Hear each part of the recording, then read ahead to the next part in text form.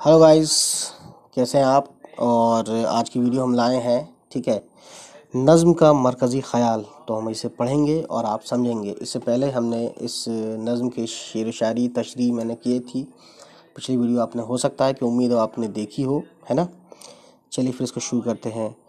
नज़्म आब रवां अकबर इलाहाबादी ने लिखी है। इस नज़्म में शायर ने बताया है कि बहता पानी पहाड़ों, चट्टानों, साहिल और सब्ज़े जैसे मुख्तलिफ मकामात में अपनी लहरों का शोर मचाता हुआ हर तरह की नागवारियों को पार करके अपनी मंजिल की तरफ बढ़ता चला जा रहा है।